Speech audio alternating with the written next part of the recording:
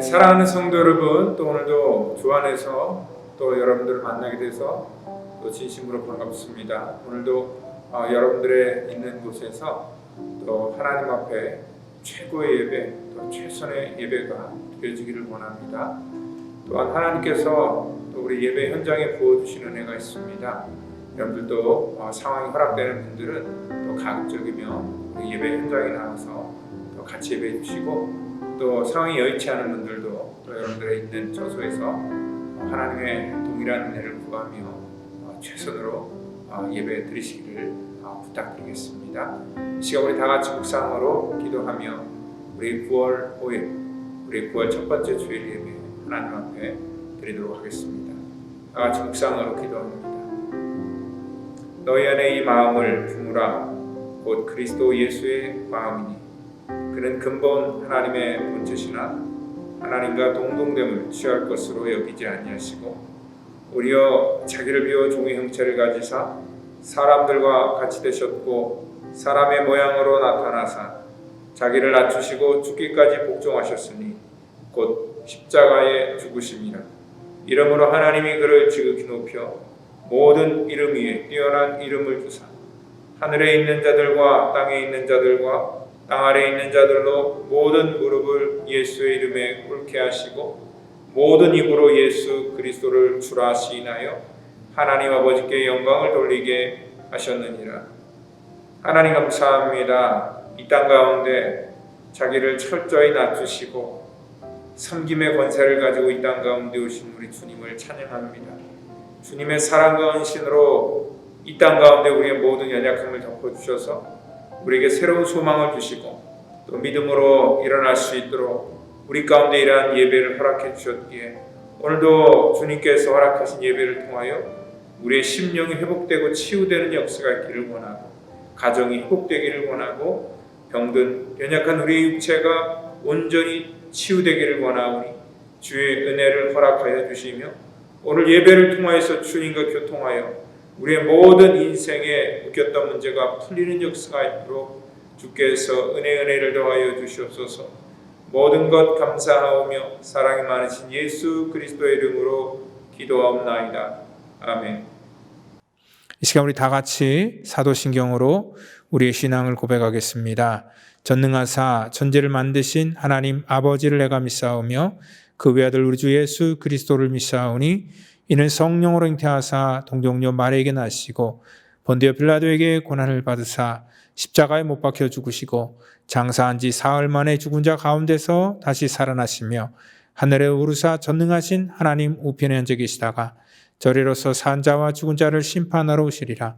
성령을 믿사오며 거룩한 공회와 성도가 서로 교통하는 것과 죄를 사하여 주시는 것과 몸이 다시 사는 것과 영원히 사는 것을 믿사옵나이다. 아멘. 네, 지금 우리 다 같이 찬송가 36장 주 예수 이름 높여 찬양하시겠습니다. Yeah.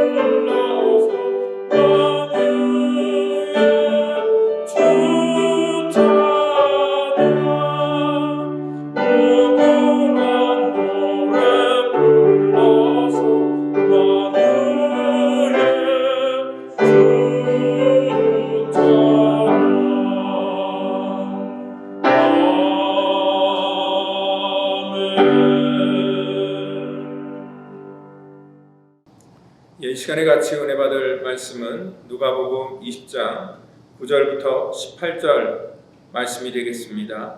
누가복음 20장 9절부터 18절 말씀이 되겠습니다. 같이 우리 한 목소리로 말씀을 받도록 하겠습니다.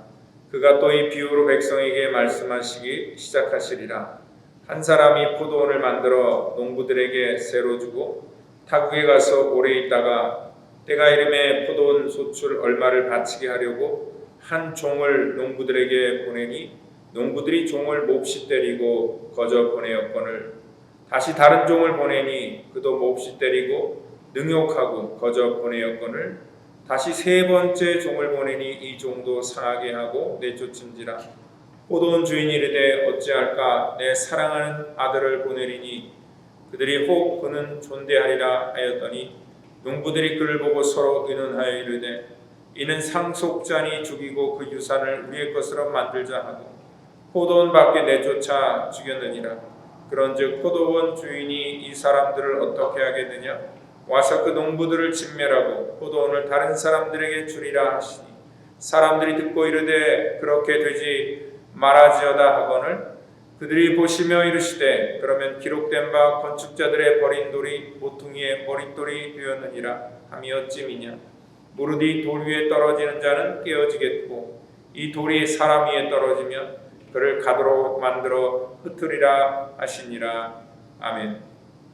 이 시간에는 당신의 하나님은 살아계십니까? 라는 그러한 제목을 가지고 우리 누가복음 강해를 이어나가도록 하겠습니다. 요즘 우리가 살아가는 이 세상은요, 참 과거보다 신앙생활한 그런 환경과 여건은 굉장히 좋아졌지만 이러한 좋아진 환경 속에서 우리의 신앙이 더 발전되는 것이 아니라 오히려 이러한 좋은 환경으로 인하여서 우리의 신앙이 더 퇴보되고 있다는 것을 우리는 다 공감할 수 있다는 것입니다. 환경이 좋아지고 또 인류의 문명이 점점 발전될수록 오늘 우리가 생각하는 것은 뭐냐면 우리의 인간의 능력으로 모든 것들을 해결할 수 있다라고 이렇게 생각하기 때문에 그렇습니다. 과거에는 참 이 땅에 일어나는 그런 일들에 대해서 잘 몰랐지만 이러한 과학 기술의 이러한 진보, 이러한 것들로 인하여서 인간들의 궁금증이 많이 해결되었고 또한 의술의 발달이 우리의 수명을 연장시키며 또한 우리의 질병을 치료하고 심지어는 우리의 생명까지도 복제하는 그러한 지경에 이르렀기 때문에 많은 사람들이 우리 인간들이 그렇게 생각을 합니다. 우리의 인간의 능력으로도 충분히 우리의 인생을 책임질 수 있다라고 생각하기 때문에 굳이 내 삶에서 아쉬운 것이 없는데 하나님 앞에 매달릴 필요가 없는 그러한 우리들의 환경이 되었다는 거죠. 그로 말미암아 하나님 앞에 매달리고 의지하기보다는 세상의 의학이나 과학에 의존하려고 하는 그런 경향들이 우리 속에 많다는 것입니다. 우리 신앙인들조차도요 그러한 비슷한 생각들을 많이 갖고 있습니다. 그러니까 하나님에 대한 인식 자체가 없으니까 하나님을 두려워하지도 않고 또 이 땅 가운데 하나님을 의지하지 않게 되는 것입니다. 그렇기 때문에 우리가 굳이 매달려서 기도할 그런 필요성도 느끼지 않고 어차피 우리들의 인생의 문제는 우리들의 힘과 노력으로 극복할 수 있다라고 그렇게 생각한다는 것입니다. 오늘 이러한 사람들에게는 살아계신 하나님보다는 지금 우리가 이렇게 하나님에 대한 인식이 없는 것처럼 하나님의 존재에 대해서 사실 불확실한 것이 훨씬 더 신앙생활하는데 편할 것입니다. 왜냐하면 그래야지 자기 마음대로 할 수 있기 때문에 그렇다는 거죠. 이 팬데믹으로 인하여서 많은 우리들의 자녀들이 신앙을 등지고 떠났다라고 얘기를 들었고 또한 이 땅에 수많은 그러한 교회들이 지금 참 위기고 어렵다라는 그러한 얘기를 듣습니다. 왜 그럴까 따지고 보면은요 근본적인 원인은 다른 데 있는 것이 아니라 환경적인 요인에 있는 것이 아니라 그들의 마음속에 처음부터 하나님에 대한 믿음이 없었기 때문에 그렇습니다. 하나님에 대해서 반신반의했다가 이러한 기회를 통하여서 그들의 믿음이 없다는 것이 드러나게 되었다는 것입니다. 오늘 우리는요 우리의 인생의 문제를 바라보는 데 있어서 가장 시급한 것은 뭐냐면 하나님을 우리가 경험하는 것이고 만나는 것이고 또한 하나님에 대한 확실한 믿음을 갖는 것, 이것이 우리 신앙생활을 회복하는 데 가장 중요한 문제라는 것입니다. 이 땅에 우리 개신교를 태동시킨 그런 마틴 루터의 종교개혁을 통하여서 이러한 에피소드를 들은 적이 있습니다. 아마 여러분들도 많이 들으셨을 겁니다. 그러니까 루터 한 사람이 거대한 이러한 그 가톨릭의 세력에 대항한다는 것은 사실 쉽지 않은 그러한 일들이었습니다. 기존에 온 세상이 만들어 놓은 그러한 이 체제에 마치 바위로 계란을 치는 격수로 아무런 영향을 끼치지 못하는 그런 미미한 존재일 수도 있었습니다. 루터는요, 그 사역을 하면서 완전히 탈진이 되었습니다. 그는 집에 와서 4일 동안 자리에 누워 있었다고 합니다. 모든 것을 이제는 더 이상 하고 싶지 않아서 다 포기하고 손을 놓고 그리고 그 자리에 누워 있으며 실망과 좌절 속에 빠져 있었던 그러한 날에 루터 앞에요, 루터의 아내였던 그러한 그 케이티가 상복을 입고 루터 앞에 등장을 합니다. 루터가 깜짝 놀라서 묻지요. 누가 죽었습니까? 예, 죽었습니다. 누가 죽었단 말입니까? 그 케이티가 남편인 루터한테 얘기를 합니다. 당신의 하나님이 돌아가셨습니다. 루터는 자기 아내에게 화를 내면서 무슨 그렇게 경고망동한 소리를 하냐라고 그렇게 꾸짖었지만, 하나님께서 돌아가시지 않았다면 당신이 이렇게 포기하고 누워있을 리가 없다라는 그러한 얘기를 했습니다. 이 한마디가 낙심하고 지쳐있는 그러한 루터를 깨웠고, 그는 그 자리에서 일어나 예배의 자리로 나가고 강력한 성령의 은혜를 경험한 이후에 이 종교개혁의 거룩한 사명 앞에 그는 하나님의 놀라운 도구로 쓰일 수 있었다라고 얘기를 합니다. 그 신앙의 무력함 속에서 그의 인생을 포기하고 싶을 때 그의 삶 속에 그가 놓치고 있었던 것이 뭐냐면 바로 하나님의 살아계심과 하나님의 주권이었다는 것입니다. 오늘 하나님의 임재를 느끼지 못할 때는 우리가 이 땅 가운데 아무리 교회를 다니고 신앙생활해도 우리 신앙의 기쁨이 없고 우리 신앙의 활력이 없게 된다는 것입니다. 이 본문에서 제사장이나 서기관이나 종교 지도자들은요, 하나님에 대해서 가장 잘한다고 생각하는 사람이고 그는 매일 하나님에 대해서 얘기를 하는 그런 사람이었을 겁니다. 근데 그들이 영적으로 죽어 있었기 때문에 하나님이신 예수님께서 그들 가운데 오셨어도 그들은 그분이 하나님이라는 것을 인식하지 못했다는 것입니다. 영적으로 죽어 있었기 때문에 하나님이 말씀하셔도 그 말씀을 하나님의 말씀으로 인정하지 않는다는 것입니다. 우리 지난주에 말씀했던 것처럼 이 땅에 권위라는 게 있습니다. 이 권위, 하나님이 주시는 권위가 우리 가운데 사라질 때에 오늘 우리는 신앙의 답답함을 느끼는 것이고요. 또한 우리 인간이 만들어 놓은 종교라는 그러한 권위주의가 그 권위를 대신한다라고 이렇게 말씀을 드렸습니다. 오늘 여기 있는 종교 지도자들, 제사장, 서기관, 장로들은요, 오늘 하나님에 대한 그러한 권위, 하나님에 대한 살아있는 하나님의 능력을 체험하지 못하니까 인간들이 만들어 놓은 그러한 권위주의로 그것들을 포장하고 대신하려고 했다는 것입니다. 권위주의가 참 무서운 거는요, 여러분들 진짜 권위를 인정하지 않는다는 것입니다. 만약에 그들이 진짜 권위를 인정하면은요, 자신들이 가지고 있는 그러한 권위주의가 위태해지기 때문에 그렇다는 것입니다. 오늘 바로 그러한 것들에 대해서 주님께서 이 비유를 가지고 얘기를 하시는데, 이 비유는 그들이 아주 익숙한 그러한 소재를 가지고 말씀하시고 이미 성경에 있는 그러한 내용을 각색하여서 그들에게 들려주셨기 때문에 이것이 그들에게는 굉장히 이해가 빨리 되었습니다. 포도 농장, 그 얘기를 우리는 너무나 잘 알고 있습니다. 포도 농장 주인이 다른 나라에 가서 오래 머물러 있기에 그 포도원을 소작농들에게 맡깁니다. 이 포도원을 경작하여 소출이 나면은요, 일정한 그런 비율을 그 주인에게 이 소작농은 바쳐야 됐고, 또 그리고 이러한 계약을 어느 정도 이렇게 맺었고 계약이 만료될 때는 그 소작농은 그 모든 권한을 다시 주인에게 돌려줘야 됐다는 것입니다. 이 주인은요, 포도원 수출 중에서 얼마의 그러한 이 소출을 얻기 위해서 종을 통하여서 이 소장농들에게 보내기 시작합니다. 주인은요, 합당한 그러한 권리로 그들에게 세를 받을 권리가 있기 때문에 보낸 것입니다. 그런데 오늘 이야기 속에 보면은 오늘 여기 이 소장농들이 이 종을 몹시 때리고 거저 보냈다, 그렇게 얘기를 하고 있고요. 또 다른 종을 보내니까 그 종도 똑같이 그렇게 했고, 12절 세 번째 종을 보내니 이 종도 상하게 하고 내쫓았다라고 그렇게 얘기를 합니다. 정말 막무가내 그러한 행동을 하는 이러한 소장농들을 볼 때 우리가 뭘 느낄 수 있냐면, 이 종들이, 소장농들이 얼마나 주인을 무시한다면은 이 주인이 보낸 사람이 이렇게 홀대할 수 있습니까? 여러분들, 옛날에도요, 한 나라의 왕이 다른 나라에 어떠한 이 서한을 보낼 때는 사신을 통해서 보냅니다. 그 사신은요, 왕의 권세를 가지고 소식을 전하러 가는 사람입니다. 그렇기 때문에 그 사신을 함부로 할 수 없습니다. 그런데 국력이 약하다든지 아니면 자기의 소국으로 있는 그러한 나라의 사신은 그 나라의 강력한 왕이 또 이렇게 홀대하거나 또 함부로 대하는 경우도 있었다고 합니다.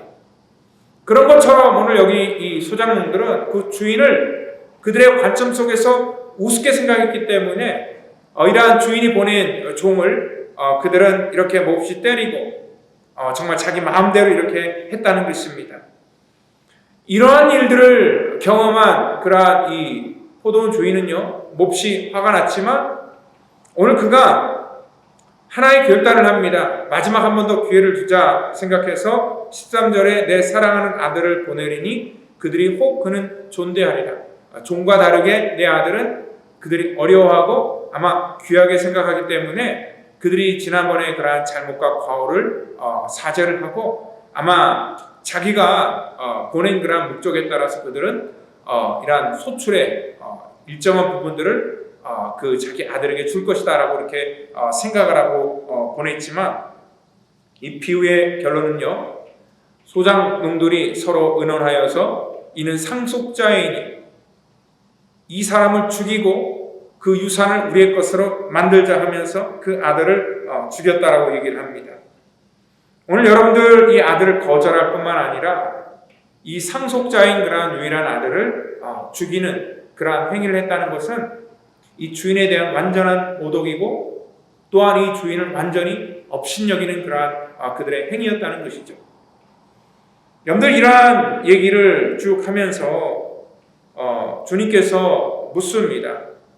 오늘 이 사람들을 어떻게 내가 해야 되겠느냐 15절에 물으니까 오늘 16절에 와서 그 농부들을 진멸하고 포도원을 다른 사람들에게 주리라 하시니 사람들이 듣고 이르되 라고 얘기를 하고 있습니다.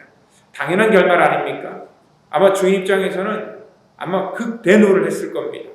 그래서 그들을 죽이고 그들이 이렇게 위탁했던 모든 것들을 뺏어서 다른 사람에게 주는 것이 마땅한 그런 행위다라고 생각을 합니다.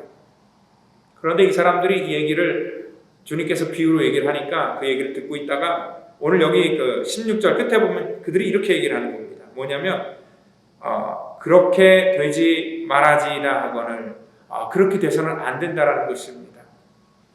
도대체 누가 여기 이러한 그 악한 소장농의 그러한 그 편에 서서 이렇게 당연한 결과를 완전히 거꾸로 받아치는지 오늘 좀 주의 있게 살펴볼 필요가 있다는 것입니다. 오늘 이렇게 대답했던 사람들이 바로 서기관과 대제사장과 종교 지도자들이었습니다. 이 사람들은 주님께서 이 얘기를 할 때 몹시 기분이 나빴습니다.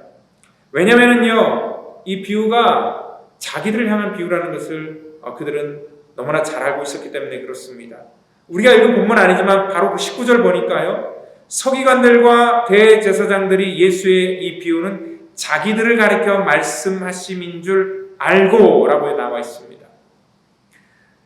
여러분들, 하나님께서는요, 그들의 속 중심을 깨뜨려 보시기 때문에 오늘 하나님을 믿는다고 하지만 그들의 마음속에 믿음이 없는, 그리고 하나님에 대해서 완전히 믿는다고 하지만 겉으로만 믿는다고 하고 속으로는 하나님을 인정하지 않는 그들의 마음을 보시고 지금 이러한 말씀과 비유를 하고 있다는 것입니다. 오늘 이 말씀은 사실 이사야서 5장에 나와 있는 그러한 유대인들이 너무나 잘 알고 있는 그러한 이 포도원 비유였다는 것입니다. 주인이 이 포도원에 돌을 제거하고 망대를 세우고 술자는 틀을 만들고 좋은 포도 맺기를 원했지만 포도원은 아무 쓸모없는 그런 들포도를 냈습니다.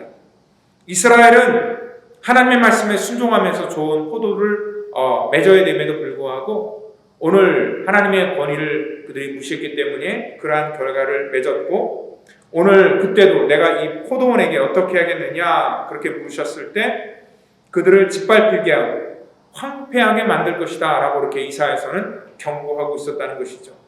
오늘 그들이 듣게끔 각색을 했지만 이 말씀은 자기들에게 하는 말씀이다라는 것들을 이러한 서기관, 대제사장, 종교 지도자들은 알고 발견하고 있었다는 것입니다. 오늘 또한 예수님은 이 사건을 통하여서 이제 예수님께서 어떻게 될 것이다라는 예수님의 운명에 대해서 암시적으로 말씀하고도 있다는 것입니다. 오늘 이러한 자들을 어떻게 해야 되겠느냐 물었을 때 이 사람들이 하는 얘기가 뭐냐면 이 악한 그러한 이 소장농들을 정말 이렇게 지지를 하면서 정말 그렇게 되지 말아야 할지니라 라고 이렇게 그런 일이 있을 수 없다라고 한 것은 뭐냐면 이거는 전적인 그런 주인의 권위에 도전하는 그런 발언인 것이고요. 또한 그 소장농들이 갖고 있는 그런 그 이 무지함과 이 완악함을 보여주고 있는데, 이것은 주님께서 빗대어 말씀하시는 것이 뭐냐면 이들만의 문제가 아니라 이 땅 가운데 하나님을 인식하지 않고 자기들의 힘으로 살기를 원하는 그런 교만한 사람들의 마음들이 바로 이렇다라는 것들을 알고 있다는 것입니다. 하나님께서 이 땅 가운데 하나님의 말씀으로 우리 가운데 들려주셔도 이 교만한 종들은요, 이 주인의 권위를 인정하지 않는 종들은 절대로 그런 일이 일어나선 안 된다라고 되받아칩니다. 하나님께서 아무리 믿음으로 살지 않는 것들이 가치가 없고, 그리고 또한 주님의 길을 따르는 것이 무엇이다라는 것을 알려주심에도 불구하고 우리들은요 그러한 것들을 깡그리다 무시해버리고 자기들이 원하는 방식대로 모든 것들을 해석해 나가고 모든 것들을 그러한 식으로 주장해 나가는 그러한 사람들에 대해서 오늘 빗대어 말씀하고 있다는 것입니다. 오늘 주님께서 교회를 세울 때에도 우리 지난주에 얘기했던 것처럼 교회의 머리는 예수 그리스도시고 주님의 피값으로 세우신 이 교회를 인간의 경험이나 인간의 노력과 열심으로 자기의 힘으로 자기의 능력으로 한다고 착각하는 그러한 경우들이 우리 속에 있는데, 하나님을 정말 두려워한다면요 우리가 이러한 일들을 우리의 방식대로 쉽게 결정하거나 행할 수 없다는 것을 얘기한다는 거죠. 어떻게 보면 우리가 이러한 일들을 우리 마음대로 행동하고 판단하는 것은 뭐냐면 하나님의 일에 대해서 우리가 월권 행위를 하는 것과 다름이 없다라는 것입니다. 이 땅의 문제는요, 오늘 이러한 우리가 이 욕하면서 또 우리가 비난하면서 보는 이러한 소장농과 같은 행동들을 이 땅에 너무나 많은 교인과 성도들이 버젓이 하고 있다는 것입니다.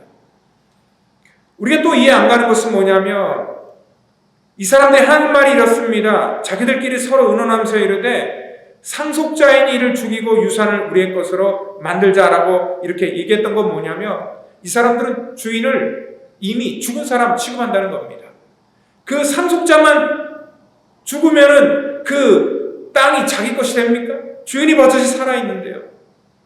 이들이 바로 이렇게 얘기하는 것은 뭐냐면 이들은 이 주인을 아예 깡그리 무시하고 마치 죽은 사람처럼 대한다는 것이죠. 이들의 마음속에 주님께서 말씀하시고자 하는 것은 뭐냐면 이들의 마음속에는 하나님이 이미 돌아가셨다는 겁니다. 하나님이 안 계시다는 거예요. 오늘 주인을 죽은 자로 취급한다는 것, 바로 그것은 이 땅에 하나님을 온전히 믿지 못하는 수많은 사람들의 모습이라는 것입니다. 제사장, 서기관, 장로들에게 있어서는 하나님은 그저 죽은 존재에 불과하다는 것입니다. 그렇기 때문에 아예 대놓고 무시하면서 자기들의 어떤 권위를 내세우고 그리고 하나님의 성전에서 자기 마음대로 장사를 하고 자기의 배를 불리게 만들고 사람들의 정말 이 피를 빨아먹는 그런 악한 행동들을 그 안에서 버젓이하면서도 그것이 마치 자기들의 권리인 것처럼 그렇게 행동하고 있었다는 것이죠. 오늘 예수님이 그 모든 광경들을 성전 안에 일어나는 일들을 보실 때 그들이 보여지는 모습은 이미 하나님은 그들의 삶 속에 없었다는 것입니다. 그들의 권리와 그들의 생각만이 있었다는 것이고 하나님이 계시다면 두려워서 하지 못할 그러한 일들을 그들은 너무나 당당하게 하고 있었고 또한 하나님에 대한 완전한 그러한 그 무시를 하면서 마치 하나님의 뒷방 영감처럼 그렇게 홀대하면서 그들은 그러한 식으로 살아가고 있었다는 것입니다. 얼마나 하나님을 우습게 알았다면은 오늘 바로 자기들이 지키고자 하는 것들 때문에 하나님을 오히려 자기 것으로 이용하면서 그렇게 하나님을 속이며 살 수 있었을지.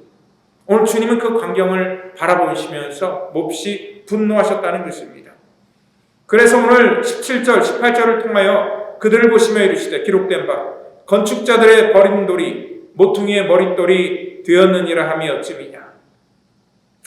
오늘 시편 118편의 말씀을 인용하시면서 인간들끼리 아무리 위로하고 자기들끼리 안심을 시키고 또한 자기들끼리의 리그를 만들어서 자기의 권위를 세운다 할지라도 오늘 하나님의 주권과 하나님의 뜻이 없는 것은 아무것도 아닌 아무 소용이 없다는 것을 오늘 다시 한번 그들에게 말씀하고 있으면서 오늘 그들이 무시하는 바로 그 예수님께서 오늘 이 건축자의 버린 돌이 모퉁이의 머릿돌 되는 것처럼 우리의 삶 속에 오시고 18절 보니까 무릇 이 돌 위에 떨어지는 자는 깨어지겠고 이 돌이 이 사람 위에 떨어지면 그를 가루로 만들어 흩으리라 하시니라. 오늘 주님께서 완전히 그들을 멸하시겠다라는 것들을 오늘 이 말씀을 통하여서 그들에게 선포하고 있었다는 것입니다. 여러분들 우리가 하나님의 백성들은요 주님께서 우리 가운데 주인이 되는 것을 내가 인정하고 그 주인의 그러한 모든 권세 앞에 우리가 순복하고 우리가 그 길을 따르는 것이고 그 명령을 받드는 것 이것이 바로 종된 그러한 사람들의 이 본분이라는 것입니다. 살아계신 하나님만이 우리 인생에 참된 그러한 모든 권세를 갖고 있는 주인이라는 것을 우리가 인정할 때에 오늘 우리가 하나님 앞에 온전히 우리가 순종할 수 있다는 것입니다. 하나님을 두려워하면은요 자기 소리를 내지 못합니다. 정말 하나님의 살아계심을 우리가 믿으면은요 이 땅 가운데 우리 눈으로 보는 모든 일들 내 눈으로 볼 땐 불합리하게 보일 수도 있고 내 마음에 내 성에 차지 않을 수도 있지만 결국은 하나님께서 이 땅을 주관하시고 인도하시고 합력하여 선을 이루시는 그 하나님을 안다면 오늘 이 시간에 우리가 하나님보다 앞서가지 않게 된다는 것입니다. 여러분들 우리가 하나님을 우리의 모든 만왕의 왕으로 믿는다면 하나님의 주권을 여러분들 인정하시기를 바랍니다. 그리고 우리는 하나님의 말씀에 순종하는 그러한 참된 복된 믿음의 성도가 되기를 원합니다. 요즘 교회 안의 모습을 보면은요 오늘 이 땅에 수많은 그러한 교회도와 성도들의 모습 속에서 너무나 무력한 삶을 살고 있고 마치 하나님이 죽은 것처럼 예수님이 이미 우리 가운데 돌아가셔서 우리의 삶에 개입하지 못하는 것처럼 그래서 우리 문제는 우리 스스로가 해결해야 되는 것처럼 그렇게 여기는 그러한 교회와 성도들이 너무나 많다는 것입니다. 우리의 믿음이 떨어질 때 우리가 신앙적으로 영적으로 죽어서 하나님의 역사하심을 바라보지 못할 때에 오늘 우리는 이러한 무력감에 빠지게 된다는 것입니다. 오늘 교회가 예수님의 살아계심을 증거하고 선포하는 것이 아니라 오히려 그 반대로 예수님을 죽이고 있다는 것입니다. 오늘 니체만이 신이 죽었다라고 외치는 것이 아닙니다. 사실요 그 니체에 대해서 잠깐 제가 이 연구를 좀 해봤는데요. 이 니체는요 그 짜라투스라는 이렇게 말했다라는 그런 이 저서를 통하여서 그가 신은 죽었다라고 이렇게 얘기를 해서 굉장히 니체에 대해서 잘 알지 못하는 사람도 그 문구조차는 우리가 알고 있습니다. 그는 독일의 실존주의 철학의 선구자였고 망치를 든 철학자라고 일컬으면서 그 당시 2000년 동안의 서양의 철학을 이끌어오던 그런 이 플라톤 그런 사상을 완전히 전복시켰던 그러한 굉장히 이런 혁명적인 그런 말을 했던 그러한 철학자였습니다. 그러니까 당시 모든 유럽 사회는요, 오늘 이 플라톤의 영향을 받아서 모든 것들을 이분화시켰죠. 이 플라톤의 사상을 간단하게 얘기하면은 어떠한 이 이데아라 그래갖고 이상적인 것과 현실적인 것들을 이분법으로 나누는 것이고, 그러니까 이데아, 즉 우리 어떠한 이 상상하는 그러한 모든 것들은 굉장히 보이지 않는 그러한 세계는 굉장히 고귀한 세계. 그거는 마치 신의 영역이라고 생각을 하고, 또 보이는 그러한 이 현실의 세계는 육의 세계라고 해서 그거는 굉장히 천한 것으로 이렇게 여겼던 그러한 이 사상입니다. 간단하게 얘기를 하면요.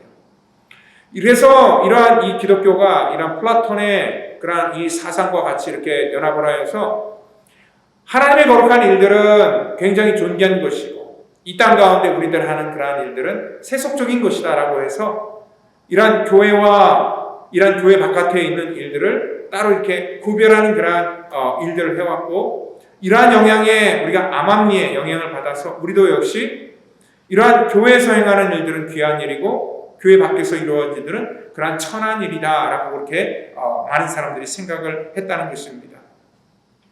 니체는요, 이렇게 이분법적으로 나눠 있는 그러한 이 초월적인 가치에 대해서 오히려 반대를 하면서 여기에 탈피할 것을 주장하고 있었던 사람이었죠.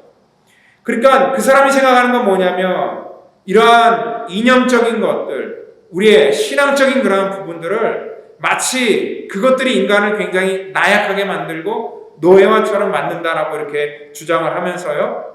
그가 실질적으로 그의 책에서 부인했던 것은 뭐냐면 기독교의 어떤 그 사랑의 정신이나 아니면 자기의 책 속에서 예수 그리스도를 부인한 것이 아니라 오히려 그분을 위대한 사람으로 그렇게 묘사를 하고 있는데, 그가 강력하게 비판했던 건 뭐냐면 이러한 기독교가 가지고 있었던 그러한 이 편협한 그러한 이 태도들, 이 비도덕적이고 부정적인 이미지를 고발하는데 그런 철학적인 그러한 용어를 가지고 그는 그 시대 속에서 많은 질문을 던졌다고 합니다.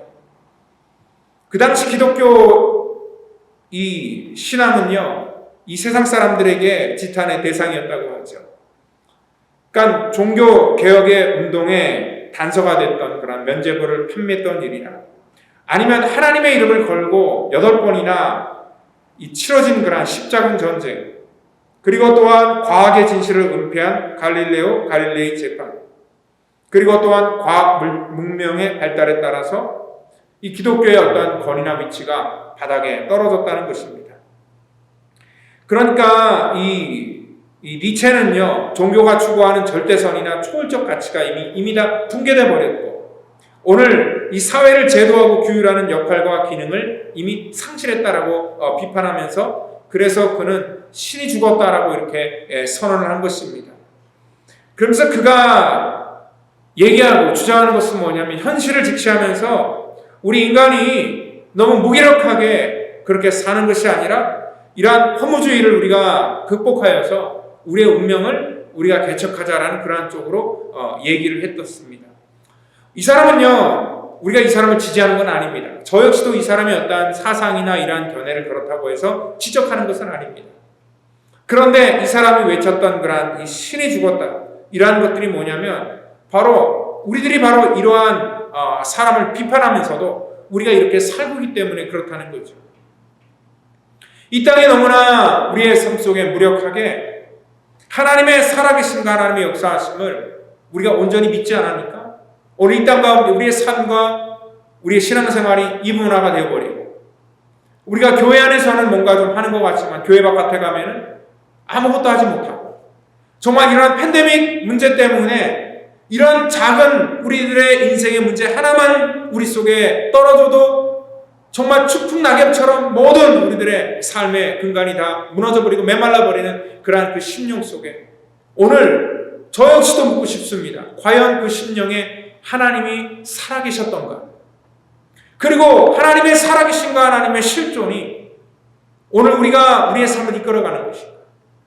여러분들, 우리가 하나님의 살아계심을 보여주지 못했기 때문에 우리 자녀들이 이 땅 가운데 우리의 본을 받지 못하고 우리 자녀들이 교회를 떠나는 이유는 다른 이 세속의 문제가 아니라 바로 우리 먼저 믿었던 우리들의 믿음을 보여주지 못한 우리들의 모습이요, 또한 하나님을 만나지 못한 우리들의 실존의 모습 때문에 그렇다는 것입니다. 우리 삶 속에 하나님의 살아계심을 보여주지 못했기 때문에 오늘 이 땅에 기독교가 능력을 잃어버렸다는 것입니다. 저는 하나님 앞에 간구하는 것이 하나밖에 없습니다. 저를 통하여서 하나님의 살아계심을 우리 모든 성도들이 보게 하시고, 또한 우리 펠로십 교회가 하나님의 살아계심을 증거하는 그러한 교회가 되기를 원하고, 그래서 사람들이 하나님을 두려워하게 하시고, 이 성전에 와서 감히 하나님 앞에 모욕되는 말이나 우리들의 잘못된 그러한 언행이 섞이지 않는 그러한 구별된 교회가 해달라고 정말 간절히 바라는 것밖에 없다는 것입니다. 오늘 저와 여러분들이 이 땅 가운데 믿음으로 살아나기를 원하고, 또한 하나님을 만나기를 원하고, 정말 하나님을 두려워하는, 그래서 하나님의 존존 앞에서 우리가 겸손하게 우리의 허리를 동이고 하나님 앞에 순종하고 믿음으로 살아가는 그러한 저와 여러분 되기를 예수님으로 축원드립니다. 다 같이 기도하겠습니다. 하나님 감사합니다. 우리들이 이 땅에 하나님의 살아계심을 증거하는 하나님 증인 되기를 원합니다. 하나님의 놀라운 역사를 이 땅 가운데 선포하는 정말 하나님의 메신저들이 되기를 원합니다.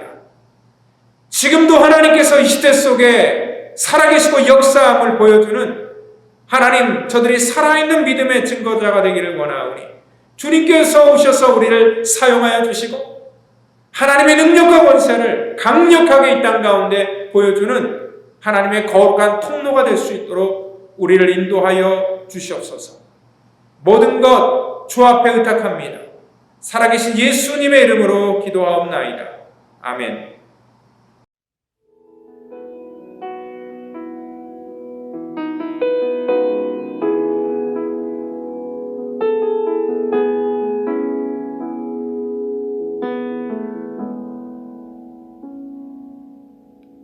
내게로부터 눈을 들어 주를 보기 시작할 때 주의 일을 보겠네.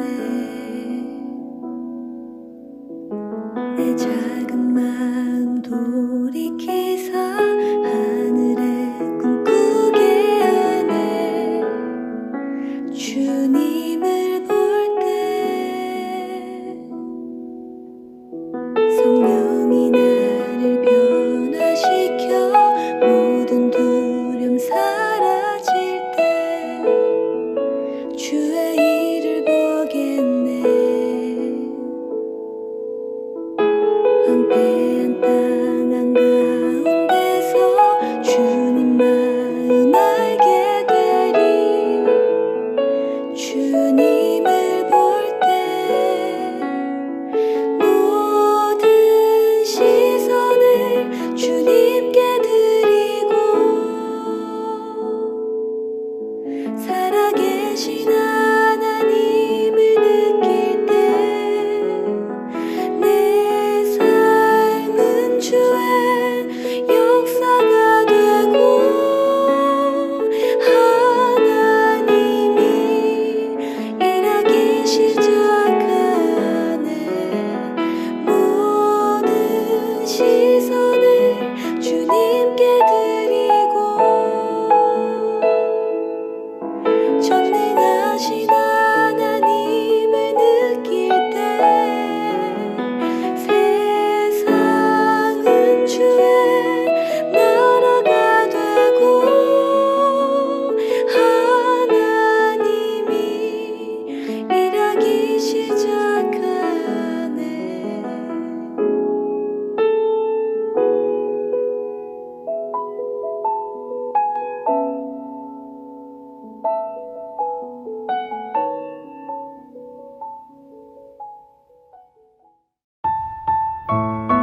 라스베가스 펠로십 교회 예배 안내 및 교회 소식입니다. 주일 예배는 1부 예배와 2부 예배를 드립니다. 1부 예배는 주일 오전 11시에 교육관 2층에서, 2부 예배는 주일 오후 1시에 본당에서 드립니다. 영유아 예배와 영어 예배 또한 주일 오후 1시에 교육관에서 드리고, 어린이 예배는 주일 오후 1시 코이노니아에 있는 어린이 예배실에서 드립니다.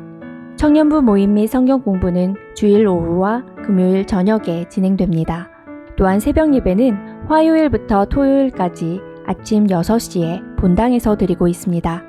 큐티 모임과 여러 가지 취미 공동체 모임이 진행되고 있으니 참여를 원하시는 분은 담당자나 사역자들에게 문의해 주시기 바랍니다. 매 주일 1부와 2부 예배 후에는 친교회 시간이 준비되어 있습니다. 함께 식사하고 교제하며 마음을 나누시길 바랍니다. 또한 이 친교회 시간에 성도들에게 식사를 대접하고자 하시는 분은 지영복 권사님께 문의해 주시기 바랍니다. 한국학교가 9월 11일 토요일에 개강합니다. 학생 수는 50명으로 제한되었으며 수업 시간도 10시 반부터 1시 반까지 단축하여 진행할 예정입니다. 오늘 2부 예배 후에는 큐티 리더 모임이 예정돼 있습니다. 각 큐티 모임 리더분들은 2부 예배 후 교육관 2교실로 모여주시기 바랍니다. 모든 것이 일상을 찾아가고 있지만 아직은 위생과 방역을 위한 펠로십 가족들의 적극적인 협조가 필요할 때입니다. 건강한 교회 공동체를 세워가기 위해 서로 독려하며 마음을 모아주시기 바랍니다.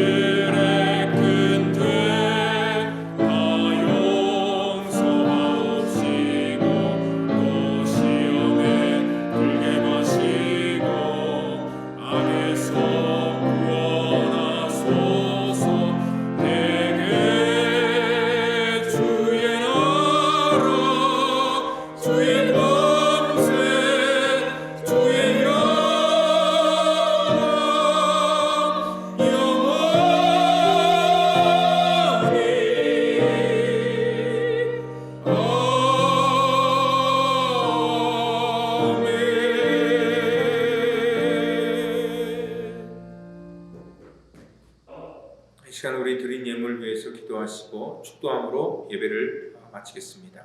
하나님 감사합니다. 사랑하는 성도들, 저들의 삶 속에 하나님께서 베풀어 주신 은혜가 있고 또 하나님께서 저들을 통하여서 하나님께서 맡겨주신 사명이 있습니다.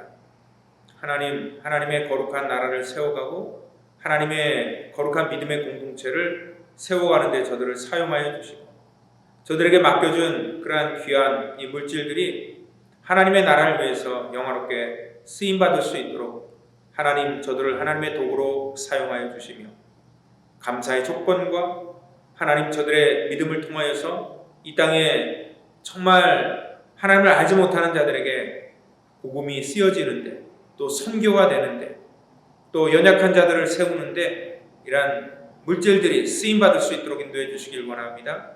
우리들의 작은 것을 나누어 하나님의 나라를 더욱더 확장시켜 나가기를 원하오니 우리를 주의 거룩한 도구로 삼아 주시옵소서.